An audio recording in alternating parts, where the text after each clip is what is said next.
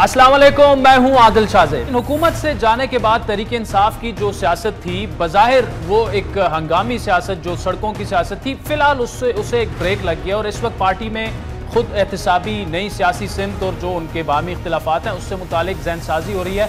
बगैर तैयारी के लॉन्ग मार्च करना हो या असम्बलियों से मुस्ताफ़ी होकर हुकूमत को खुला मैदान देना, इन दोनों मामलात पर तहरीक इंसाफ में इस वक्त राय मुनक़सिम है, जो कि हर जमहूरी पार्टी में होती है। जिस तरह पहले आनन फानन लॉन्ग मार्च करने से मुतालिक चेयरमैन इमरान खान के वीटो फैसले पर पार्टी रहनुमाओं ने बंद कमरों में तहफ़्फ़ुज़ात का इज़हार किया था, अब असम्बलियों से मुस्ताफ़ी होने के फैसले पर भी जो इख्तिलाफात हैं, जो इख्तिलाफ राय है, वो खबरें बाहर आ रही हैं। मीडिया रिपोर्ट्स के मुताबिक वज़ीर-ए-आज़म शहबाज शरीफ के इंतखाब के दौरान वोटिंग के अमल के बाइकआउट को भी पार्टी के अरकान असम्बली एक गलत सियासी हिकमत अमली करार दे रहे हैं। अब ये इतलात हैं कि हल्कों की सियासत करने वाले पार्टी अरकान की जानिब से कौमी असम्बली में वापसी की ख्वाहिश का इजहार भी हो रहा है और इस मौक़िफ़ के दिफा के लिए एक बयानिया भी बनाया जा रहा है। अहम बात यह कि ये मखसूस अरकान जो हैं वोटिंग के बाइकआउट और इस्तीफ़ों की तजवीज़ देने वाले शख्सियत को सामने लाने का मुतालबा कर रहे हैं, क्योंकि उनके बकौल गलत मशवरे देकर सियासी साख को पार्टी की नुकसान पहुंचाएगा। इन्हीं अरकान के मुताबिक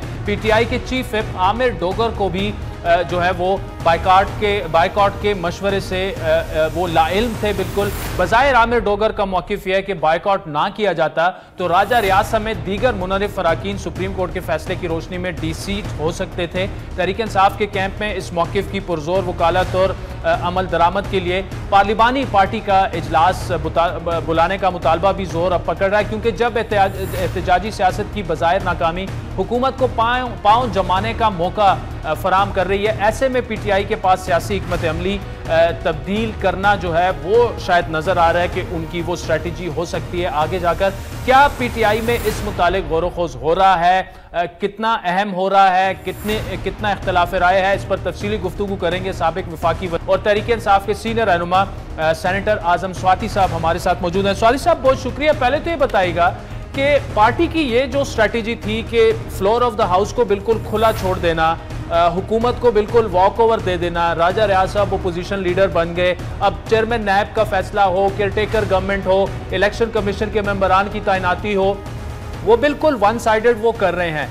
तो क्या बेहतर ना होता कि तहरीक इंसाफ जो है वो असम्बलियों से मुस्ताफी ना होती, और क्या अब भी ये बेहतर नहीं है कि इस्तीफे वापस लेकर आकर सड़कों पर भी आपका एहतजाज जो है वो आपका जमहूरी हक है, लेकिन पार्लियामान के अंदर रहकर भी हुकूमत का मुकाबला किया जाए?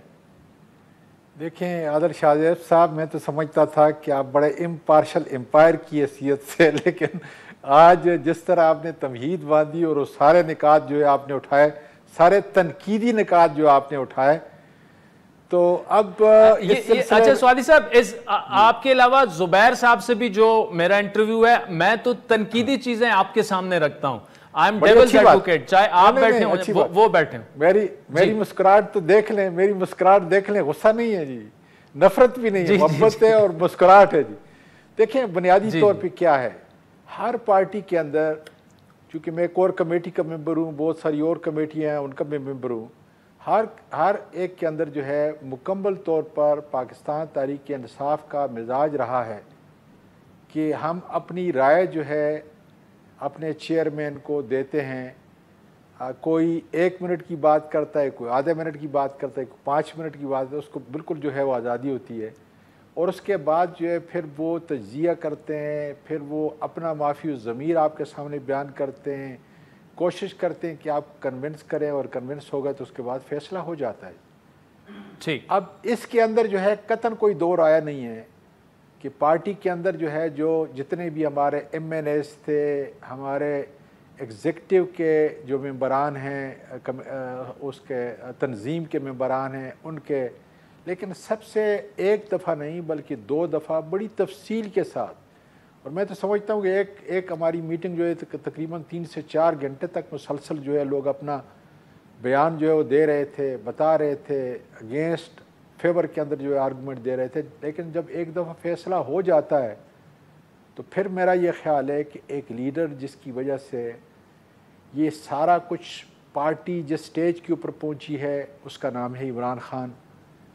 पार्टी अगर थोड़ा नीचे जाएगी वो भी एक इज्तिमाई या अनफरादी फ़ैसलों की बदौलत होगी, लेकिन अल्लाह ताला का शुक्र है कि पूरे पाकिस्तान के अंदर और पूरी दुनिया के अंदर जो पाकिस्तानी हैं वो इमरान ख़ान की जिद्दत को, इमरान ख़ान के हौसले को, इमरान ख़ान की हिम्मत को और इमरान ख़ान की फ़िक्र के साथ जुड़े हुए हैं।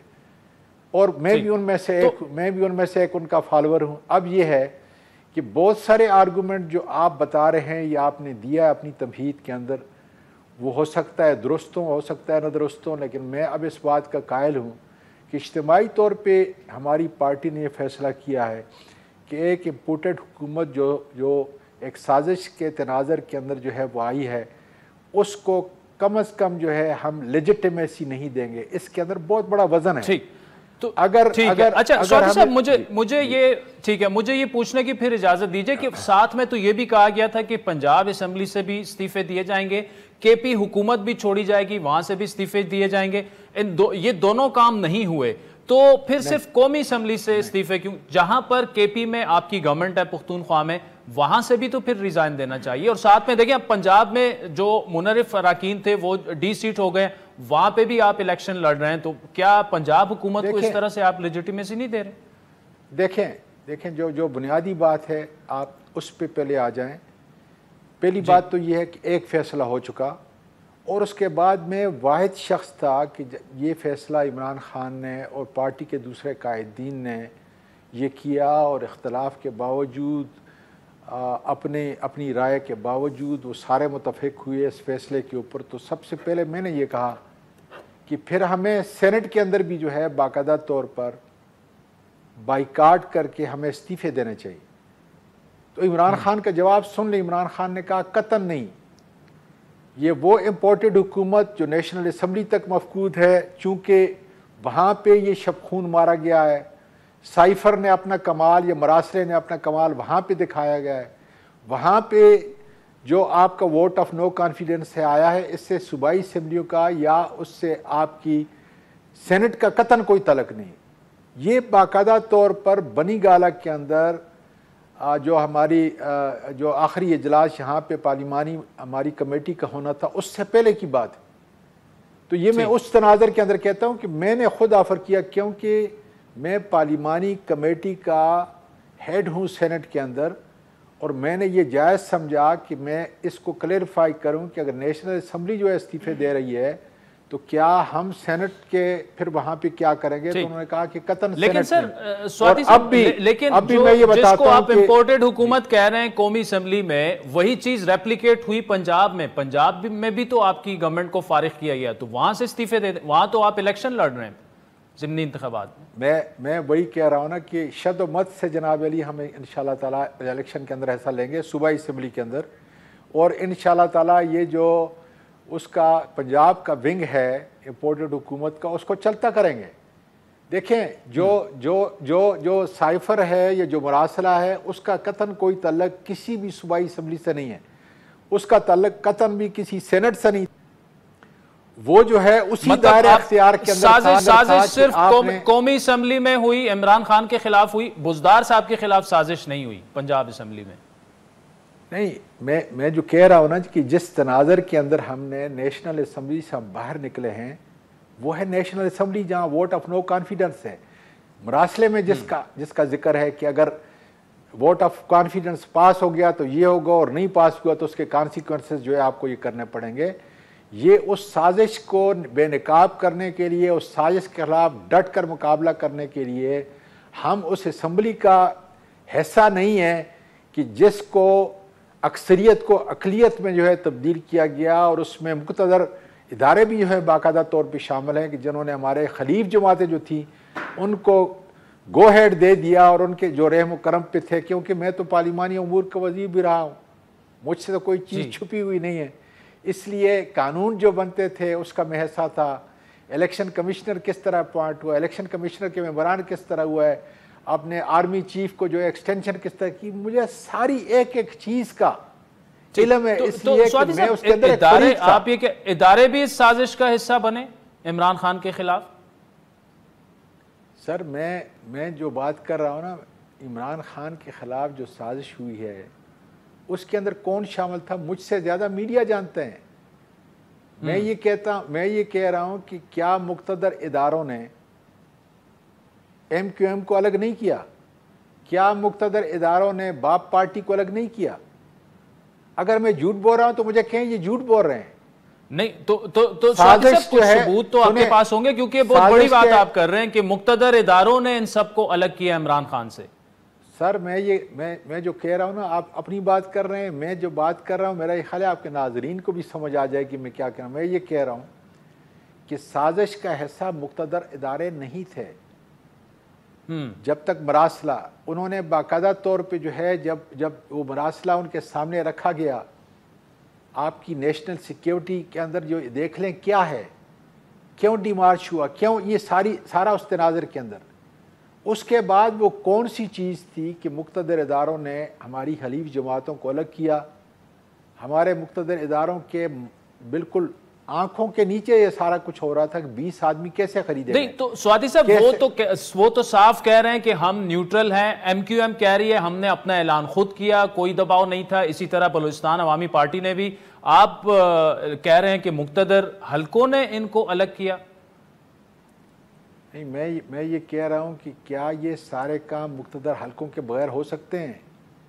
क्या 20 आदमी जो खरीदे गए ये मुक्तदर इदारों के बगैर हो सकते? स्वाति साहब, जब वो कह रहे हैं कि हम न्यूट्रल हैं, माजी में होता रहेगा, लेकिन अब तो वो कह रहे हैं हम न्यूट्रल हैं, हमारा कोई लेना देना सियासत से नहीं है। उन्होंने ठीक है आपको सपोर्ट नहीं किया, लेकिन उन्होंने आपके खिलाफ मूवमेंट को सपोर्ट किया, ये आप कह रहे हैं। वो तो कह रहे हैं हमने कुछ ऐसा नहीं किया, न्यूट्रल हैं हम। सर मैं तो कुछ नहीं कहता, मैं तो कहता हूं कि न्यूट्रल है। मैं तो कुछ नहीं कर रहा, मैं तो ये कह रहा हूं कि क्या आपकी कैमरे की आंख जो है ये नहीं देख रही? क्या लेकिन स्वाति साहब, अगर आपके बकौल उन्होंने MQM को हटाया आपसे, उनके पास लेके गए, तो फिर तो वो न्यूट्रल ना हुए। फिर तो आप कैसे कह सकते हैं कि वो मैं सर जी मैं आपको बता रहा हूं वाकियात और हालात। क्या अगर वाकियात और हालात नहीं हैं तो मैं मुजरिम हूं? अगर ये वाकियात और हालात नहीं हो, क्या MQM एक मेजर के कहने के ऊपर जो है वो आती थी और जाती थी या नहीं? मैं इसलिए कहता हूं कि मैं पार्लिमानी उमूर का वजीर रहा हूं। इस सारे ये सारे आई ऑफ द स्टार्म के अंदर में रह रहा हूं, हर चीज़ में जानता हूं, कौन किसको कह रहा था, क्या कुछ हो रहा था। मैं उसी तनाज़र के अंदर ये कह रहा हूं कि 20 आदमी जो लोटे हुए, और आज जो राजा रियाज जो सबसे बड़ा लोटा है, वो जिस तरीके से उन्होंने बिठाया हुआ है, तो क्या पाकिस्तान के 22 करोड़ लोग उनको आंधा कर सकते हैं आप? उनकी अच्छा, मुझे स्वाति साहब ये बताएं, शेख रशीद साहब ये कह रहे हैं कि हमारे अभी भी राब्ते हैं वहां पर मुक्तदर इदारों के साथ, हलकों के साथ, और मामलात जो हैं वो दूसरी अच्छी तरफ भी जा सकते हैं। तो अब राब्ते हैं, आप इसकी तस्दीक करेंगे? सर मुझे इल्म नहीं है, क्योंकि मेरा राब्ता नहीं है, तो मैं क्यों आपको कोई ऐसी बात करूं कि है या नहीं है।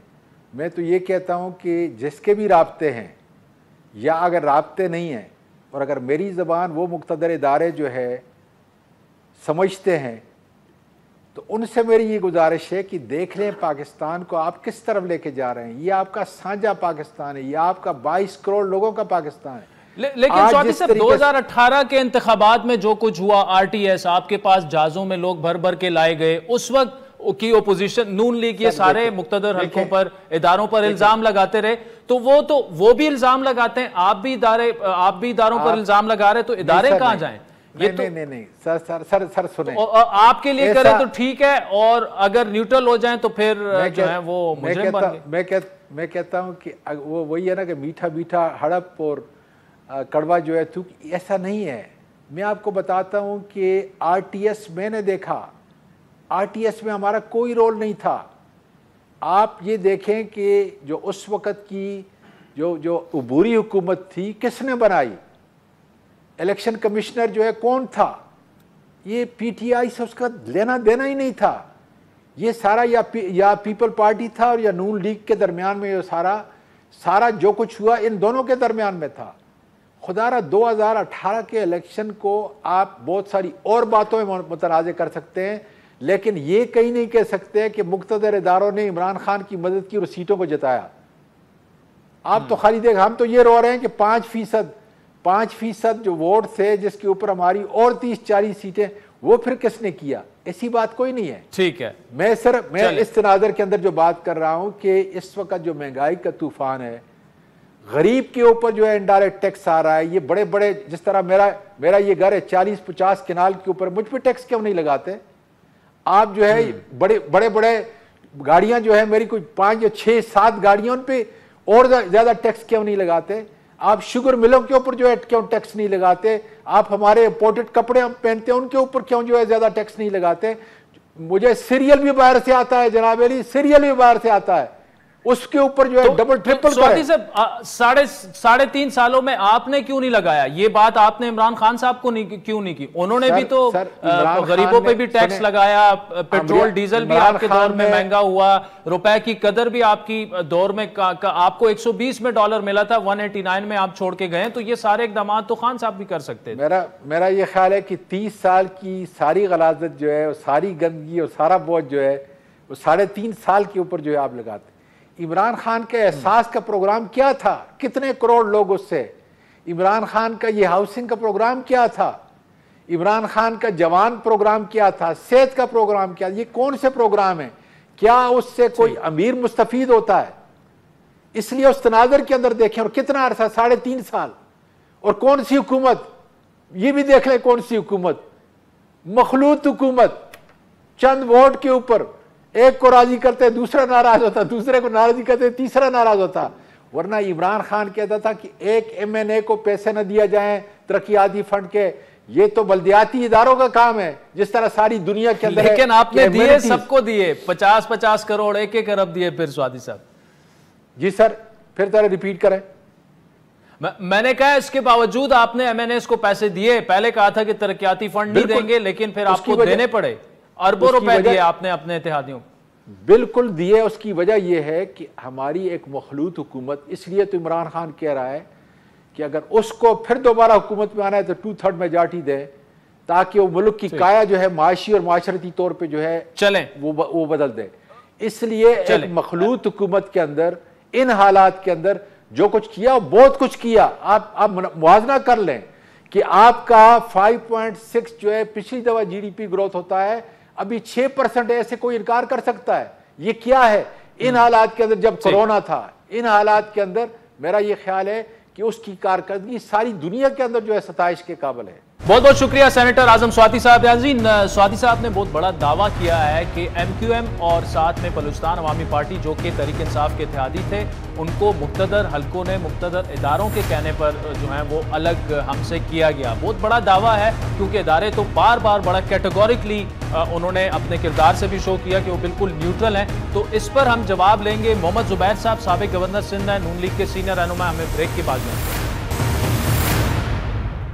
वेलकम बैक नाज़रीन। मुल्क में जारी तवानाई का बुरान हुकूमत के लिए इस वक्त एक बड़ा चैलेंज है। मौसमियाती तब्दीली के सबब मुल्क में पड़ने वाली रिकॉर्ड शदीद गर्मी में कई घंटों की लोड शेडिंग ने जहां एक तरफ आवाम का तेल निकाल दिया, वहीं पेट्रोल और डीजल की कीमतों में एक हफ्ते के अंदर 60 रुपए, फिर बिजली की कीमतों में इजाफे ने महंगाई का वो तूफान बर्पा किया है जो हमारे सामने। अगरचे इन फैसलों के मुकम्मल असरात अवाम पर आना अभी बाकी है। इस मुश्किल से अवाम को निकालने और मसाइल पर काबू पाने में हुकूमत की फैसला साजी पर भी सवालात उठाए जा रहे हैं, और इन्हीं सवालात के जवाबात ढूंढने और मसाइल पर काबू पाने के लिए आज वफाकी काबीना ने चंद फैसले लिए, जिनमें हफ्ते की छुट्टी की बहाली, यानी हफ्ते में 5 दिन काम, 2 रोज तातील, जबकि जुम्मे के रोज वर्क फ्रॉम होम यानी घर से काम करने की तजवीज़ का जायजा लिया गया।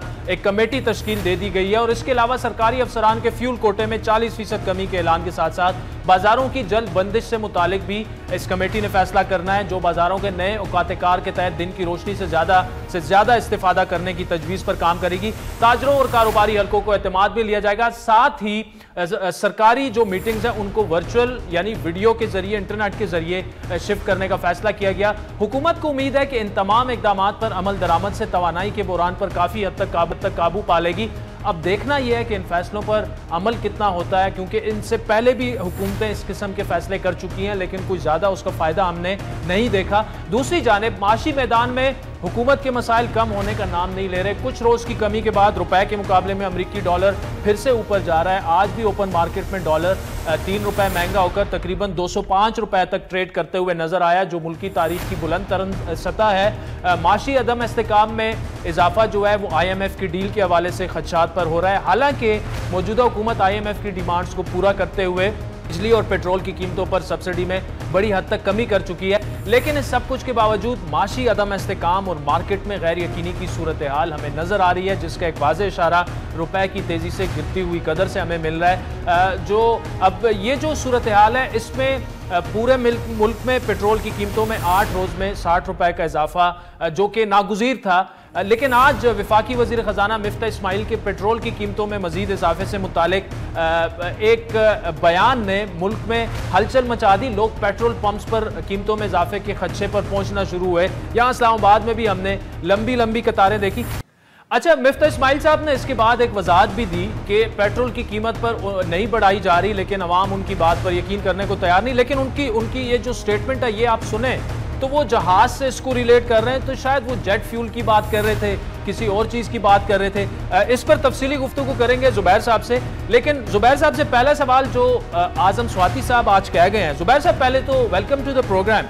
आजम स्वाति साहब ने बड़ी एक ऐसी संजीदा सी स्टेटमेंट दी है, बल्कि मैं कहूँगा कि संजीदा इस लिहाज से कि बहुत बड़ा उन्होंने दावा कर दिया, लेकिन अदरवाइज मेरे ख्याल में उन्हें बड़ी एहतियात करनी चाहिए थी। वो ये कह रहे हैं कि MQM और बलूचिस्तान अवामी पार्टी को हमसे तुड़वाया इदारों ने, उनके इशारों पर गए और वो भी इस साजिश में शामिल थे। ये क्या वाकई MQM जो है वो उनके इशारों पर गई है, आपकी तरफ आई है बलूचिस्तान अवामी पार्टी? क्या आप समझते हैं कि किस किस्म की स्टेटमेंट ये दे दी है स्वाति साहब ने? एक्चुअली अगर देखा जाए और शुरू से जब से ये वोट ऑफ नो कॉन्फिडेंस आया है, हम हमेशा से ये कह रहे थे आदिल के 162 या 163 मेंबर्स जो थे तीन पार्टीज़ के, PMLN, PVP और MMA के, तो शुरू दिन से थे। और हमने तो कभी ये अपनी ख्वाहिश छुपा के नहीं रखी थी कि हम इमरान खान को हटाना चाहते हैं। जो भी जिसके पास भी 172, अगर हमारे पास पहले महीने में 172 होते तो हम उसके साथ अपनी हुकूमत बनाते। तो सिर्फ फ़र्क क्या हुआ था, सिर्फ दो पार्टीज़ जो थीं, जो कि इत्तेहादी पार्टीज़ थीं, PTI की बाप पार्टी और MQM, वो वहाँ से हट के अपनी जो भी उनकी नाराज़गी थी और मुश्किलात थी उनके लिए, या उनके वादे पूरे नहीं किए थे पौने 4 साल में PTI ने, वो छोड़ के वो हमारे पास आ गए और हमारे पास 172 नंबर का जो था वो पूरा हो गया और उससे PTI की हुकूमत गिर गई। This is all that happened.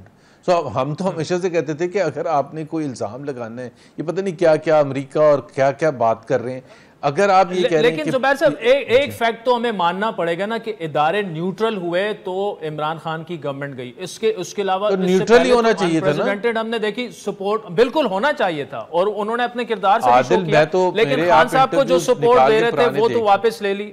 जी जी जी। लेकिन मैं ये कह रहा था कि अगर आप मेरे पिछले 2 साल में भी बहुत दफ़ा मैंने ये कहा था कि वो सीढ़ी जब हटा ली जाएगी तो PTI की हुकूमत गिर जाएगी। This was very obvious.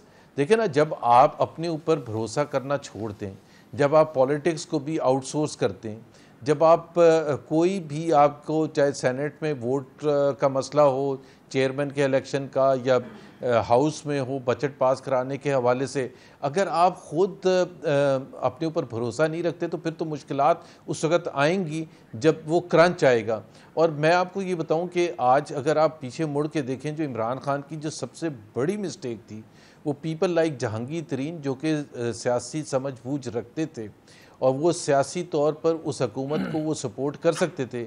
Imran Khan was too confident कि he will never need the likes of Jahangir Tareen and ही, मतलब जो भी उनके साथ इख्तलाफात पैदा हुए, लेकिन कोई था ही नहीं जो कि सियासी तौर पर हुकूमत को सहारा दे। लेकिन अब हर एक का अपना अपना काम होता है। अब जब हुकूमत में आते लेकिन जुबैर साहब, मुझे ये बताइए, देखिए वो जो दावा कर रहे हैं इस वक्त, स्वाति साहब ने बहुत ऐसी स्टेटमेंट दे दी है, वो भी बगैर सबूत के। वो तो ये कह रहे हैं कि उनके मतलब क्रक्स ये है कि न्यूट्रल नहीं, उन्होंने तो मदद की, वो तो साजिश का हिस्सा बन गए आपको इख्तिदार में लाने के लिए। तो इस पर तो आपका कमेंट लाजमी चाहिए कि आपको इख्तिदार में क्या आप भी वही सीढ़ी इस्तेमाल करके आए? नहीं, पहली बात तो ये है कि इस पर तो हमें कोई इख्तलाफ नहीं है कि अगर कोई न्यूट्रल हो रहा है, क्योंकि ये सियासी अखाट पुचाट सियासी जमातों को ही करना चाहिए। MQM ने जो फैसला किया था ये तो MQM ही कंफर्म कर सकता है, लेकिन मैंने तो बहुत दफ़ा खालिद मकबूल सिद्दीकी को भी सुना है और दूसरे जो MQM के लीडर्स हैं, फैसल सब्सवारी वगैरह को, कि उनको कोई कहीं से भी प्रेशर नहीं था।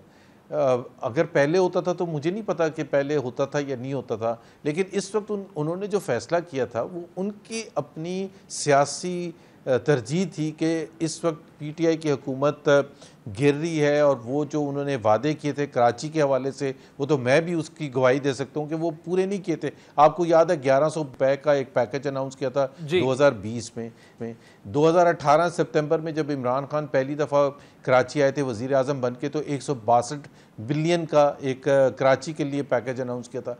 Not a penny from that 2 packages came to Karachi. तो जाहिर सी बात है मुश्किलात तो एज कोलिशन पार्टनर उनको वो सियासी कीमत अदा करनी पड़ रही थी एमक्यूएम को by remaining in the coalition of PTI led government, क्योंकि जो पीटीआई के ब्लंडर्स थे, जो पीटीआई की वजह से मुश्किलात थी, चाहे वो मईशत के हवाले से थी, खारजा पॉलिसी के हवाले से थी, गवर्नेंस के हवाले से, बुज़दार जो बैठे थे पंजाब के चीफ मिनिस्टर, उसकी भी कीमत एमक्यूएम को अदा करनी पड़ रही थी। तो एमक्यूएम ने जाहिर सी बात अपने लॉन्ग टर्म इंटरेस्ट देखना था, और उसके लिए मतलब आपके ख्याल में ज़ुबैर साहब नामुमकिनात में से था ही नहीं। ठीक, आपके ख्याल में आजम स्वाति साहब के दावों में कुछ ज्यादा वजन नहीं है? मुझे एक ब्रेक लेनी है ज़ुबैर साहब, ब्रेक के बाद नाज़रीन ज़ुबैर साहब से, ठीक, ज़ुबैर साहब से फिर इकोनॉमी पे बात करेंगे ब्रेक के बाद। वेलकम बैक नाज़रीन, नून लीग के सीनियर रहनुमा साबिक गवर्नर सिंध मोहम्मद ज़ुबैर साहब हमारे साथ मौजूद है। ज़ुबैर साहब, इस वक्त जो माशी हालात को देखा जाए, ऑल्दो बड़े सख्त और मुश्किल फैसले इत्तेहादी हुकूमत कर रही है, लेकिन उसके बावजूद मार्केट में हमें गैर यकीनी नजर आ रही है। रुपए जो है देखें ना, वर्सेस डॉलर 205 तक ये मामला चला गया है। क्या बेहतर ना होता कि जैसे ही अदम एतमाद हो जाती इलेक्शन में चले जाते, क्योंकि मुश्किल फैसलों के भी कोई असरात हमें फिलहाल सामने नजर नहीं आ रहे?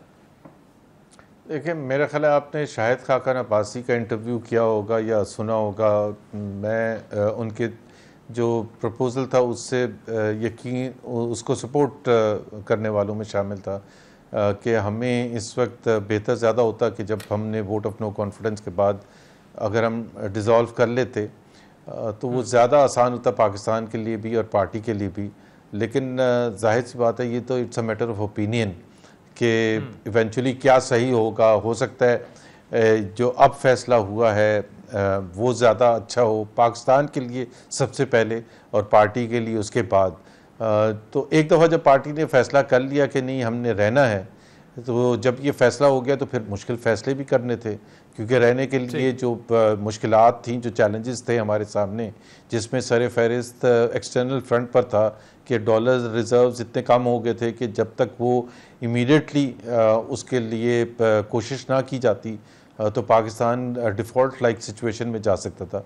सो वो चैलेंज था। और फिर उसके साथ साथ जब आपके पास डॉलर्स कम हैं और तेल की कीमत बढ़ रही है, और तेल और गैस की ज़रूरत ज़ाहिर है बहुत ज़्यादा है बिजली पैदा करने के लिए भी और दूसरी चीज़ों के लिए भी, तो उस वजह से फिर एक गैप छोड़ के गई थी पिछली हुकूमत कि उन्होंने वो सब्सिडी बढ़ा दी थी, बजाय कि वो ये देखते कि जी बिजली तेल की कीमत बढ़ रही है इंटरनेशनल मार्केट में, उन्होंने फ्रीज़ भी कर दिया, 4 महीने के लिए अनाउंस भी कर दिया था।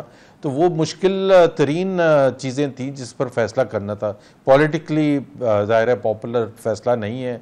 अगर आप 60 रुपये बढ़ाएंगे पेट्रोल की कीमत एक हफ्ते में, तो कोई भी नहीं उसको अप्रिशिएट करेगा।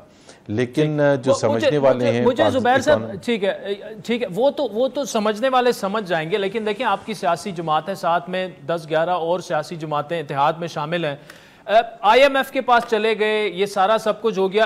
क्या आप मेरी स्टेटमेंट से एग्री करेंगे कि आइंदा 8 से 10 महीने जो हैं ये स्टेबिलिटी की तरफ हम जाएंगे, कट्स आएंगे, महंगाई में मजीद इजाफा होगा और आवाम पर बोझ पड़ेगा, तो उससे सियासी कीमत जो है वो मुस्लिम लीग नून को चुकाना पड़ेगी, क्योंकि प्राइम मिनिस्टर आपका है इस वक्त, इत्तेहादी जुमात, you are the face of this coalition government.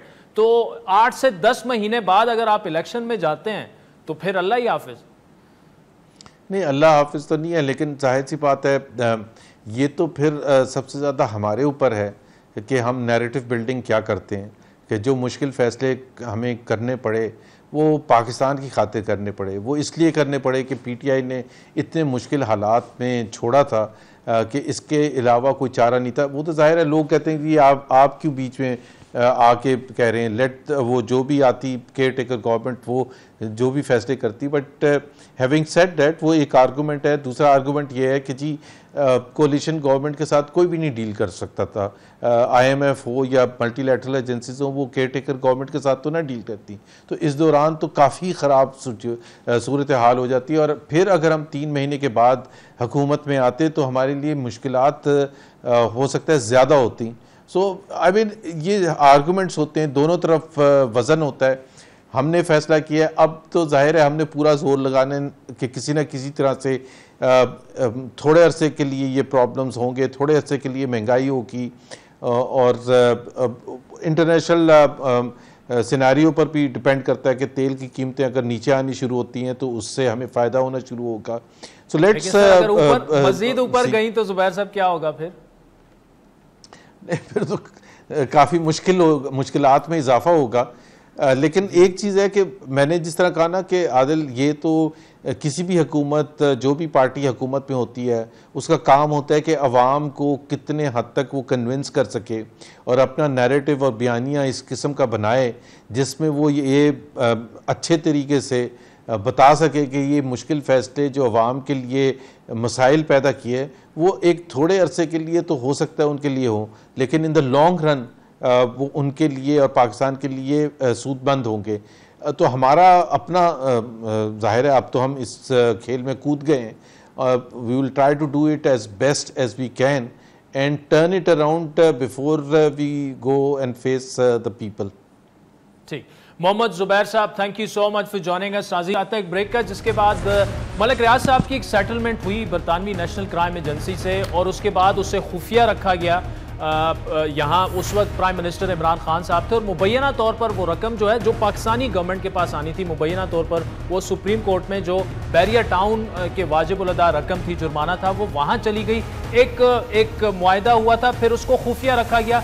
अब शहबाज शरीफ साहब ने एक फैसला ये किया है कि एक कमेटी बना दी है कि उस मामले की छानबीन की जाए। एक्सक्लूसिव खबर है हमारी, रियाजुल हक हमारे साथ मौजूद होंगे एक ब्रेक के बाद। वेलकम बैक नाज़रीन। दिसंबर 2019 में बरतानिया की नेशनल क्राइम एजेंसी की एक प्रेस रिलीज ने पाकिस्तान में तहलका मचा दिया कि उनकी पाकिस्तानी शहरी मलिक रियाज के साथ 190 मिलियन पाउंड या 47 अरब पाकिस्तानी रुपए की एक सेटलमेंट हुई। लेकिन इस सेटलमेंट से मुतालिक मामलात को राजदारी के एक मुआहदे के तहत खुफिया रखा जाएगा। इसके बाद हमने इस मामले को मुसलसल फॉलो किया कि आखिर ये पैसे पाकिस्तान में किसके अकाउंट में आए, क्योंकि मलिक रियाज ने कराची बैरियर टाउन के बारे में सुप्रीम कोर्ट में 460 अरब रुपए देने थे, उनके जिम्मे वाजिब उल अदा थे, और यह भी कहा जा रहा है कि शायद वो रकम पाकिस्तान के सरकारी अकाउंट में आने की बजाय सुप्रीम कोर्ट के उस अकाउंट में आई जहां वाजिब उल अदा रकम जमा होती है, और इसके बदले किसी ने कोई बड़ा फायदा लिया। प्रेस रिलीज की शाम ही अपने प्रोग्राम में हमने ये सवाल उठाया, और उस वक्त की मुआवन खुसूसी इतलात जो थी फिरदौस आशिक अवान से हमने पूछा, जिन्होंने मुद्दा उस वक्त के वज़ीर आज़म इमरान खान के मुआवन खुसूसी बराए एहतिसाब शहजाद अकबर पर डाल दिया। रशीद भी इस मामले पर कुछ बोल ना पाए, उस वक्त वो वज़ीर दाखिला थे, जबकि बैरिस्टर शहजाद अकबर ने भी राजदारी के मुआहदे के बायस लब कुशाई से गुरेज किया, और फिर अप्रैल 2021 को डॉन अखबार में शाया होने वाली तहलका खेज खबर में इस सेटलमेंट से मुतालिक हैरान कुन राज जो थे वो अफशा हुए।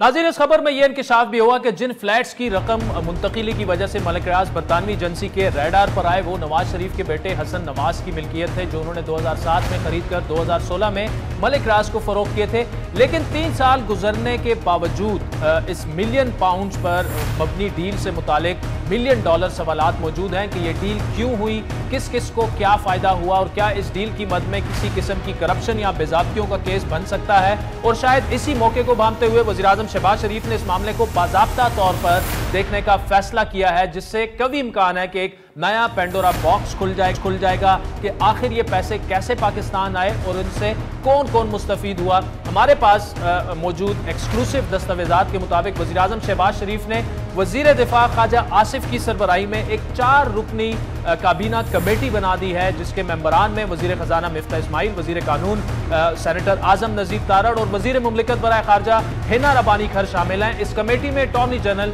Auditor general of Pakistan, governor State Bank, secretary खारजा, सेक्रेटरी काबीना और सेक्रेटरी दाखिला को भी खुसूसी तौर पर दावत दी जाएगी। इस मुतालिक वज़ीर-ए-आज़म ने सेक्रेटरी काबीना को कमेटी को मुकम्मल तौर करने का भी कहा है। आपको याद दिलाते चलें कि साबिक वज़ीर-ए-आज़म इमरान खान ने इस वक्त काबीना में इस मामले को इंतहाई राजदारी से निपटाया था और सेक्रेटरी काबीना को इस मुआहदे को सील करने का हुक्म दिया था और यह हुक्म जारी किया गया था कि इस दस्तावेज को तभी मंजर आम पर लाया जाए जब किसी अदालत में पेश किया जाए या जब कोई अदालत उसे खोलने का हुक्म दे। दिलचस्प बात यह है कि नेशनल क्राइम एजेंसी की प्रेस रिलीज वाज़ेह तौर पर मलिक रियाज का नाम लेकर डील का जिक्र कर रही है, लेकिन तमाम खत किताबत में उनके बेटे अहमद अली रियाज मलिक का नाम जो है वो इस्तेमाल किया जा रहा है। अहम सवाल लेकिन यह है कि इस खोज से शहबाज शरीफ इमरान खान के खिलाफ क्या पहला तगड़ा केस बना पाएंगे या मामला जो है वो किसी और तरफ निकल जाएगा। तफसीली गुफ्तगू करेंगे हमारे नुमाइंदा खुसूसी अलग से। रियाज, पहले तो ये बताइएगा कि अब कमेटी तो बन गई है, हमारी एक्सक्लूसिव ये खबर है, इसके मुहर्रिकात क्या हैं?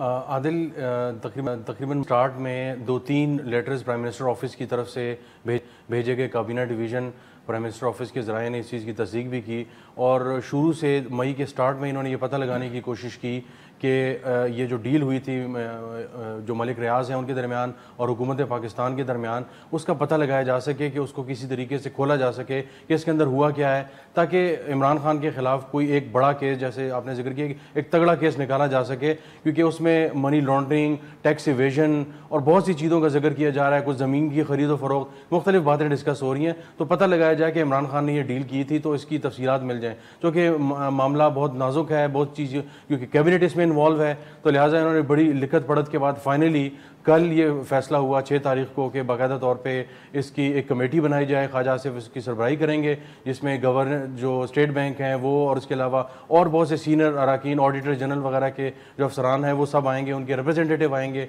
और वो बैठेंगे। और कैबिनेट सेक्रेटरी, प्राइम मिनिस्टर ने स्पेसिफिकली कहा है जो कैबिनेट सेक्रेटरी हैं वो आके बाकायदा तौर पर कमेटी को ब्रीफ करेंगे इस मामले को। अच्छा, मुझे रियाज ये बताएगा, क्योंकि हम तो 3 सालों से इस स्टोरी को फॉलो कर रहे हैं, सबसे मुतालिका हुकाम से मिले भी, सबके इंटरव्यूज भी हमने किए, हमें बार बार ये बताया गया कि डीड ऑफ कॉन्फिडेंशियलिटी यानी राजदारी के तहत इस पर मजीद बात नहीं हो सकती। क्या काबीना या वजीर आजम अब जो ये खुफिया डील थी उसको मंजर आम पर ला सकते? आदिल, उस वक्त जब श्री मिजारी ने काबीना की मीटिंग में जब ये टेबल एजेंडा आइटम रखा गया, उन्होंने मुखालफत की, उन्होंने पूछा कि ये क्या मामला है, हमें बताया जाए। उन्होंने कहा जी ये नेशनल सिक्योरिटी और नेशनल इंटरेस्ट के हर्ट होने का मामला है, तो लिहाजा ये बहुत सीरियस मामला है। तो अब श्री मिजारी जैसी जो लॉ मेकर थी या जो कैबिनेट मेंबर थी उनको तक नहीं बताया गया। इसके अलावा तमाम जो अरकान थे कैबिनेट डिवीज़न के, जो ब्यूरोक्रेट्स होते हैं, उनको निकाल दिया गया और सिर्फ एक जो मारूफ अफजल था उस वक्त जो कैबिनेट सेक्रेटरी थे वो मौजूद थे और उनको फिर ये इंश्योर करवाया गया कि इसको सील कर दें और इसको कोई और ना देखे अनलेस कि कोर्ट ऑफ लॉ में ये जाए और वहाँ पर बात खुले।